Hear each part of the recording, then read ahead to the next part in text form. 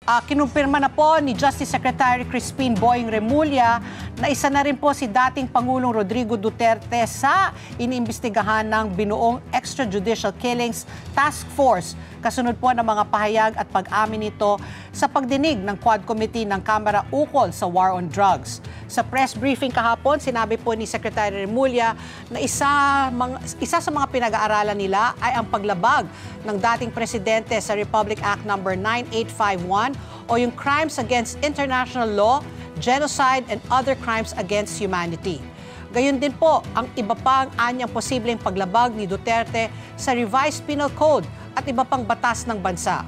Aminado naman po si Remulla na maaring maging pareho ang reklamo laban sa dating Pangulo sa kaso ng ICC, kaya mag-iisip sila ng estratehiya para maiba ito.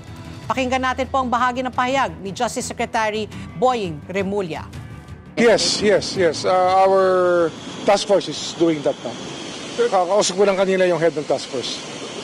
Well, we want the charges to be separate from each other. What we charge here and what the ICC charges have to be, if possible, will not overlap. Sir, ano yung possible? Kasi ano yan even if we're not members of the ICC, the spirit of complementarity still applies. Sir, ano okay? Tinig po ni Secretary Boying Remulla. Matatanda ang inilabas na po ng DOJ ang Department Order 778 nitong November 4 para paglilikha ng isang task force na mag-imbestiga sa mga extrajudicial killing noong panahon ng administrasyon ni dating Pangulong Rodrigo Duterte.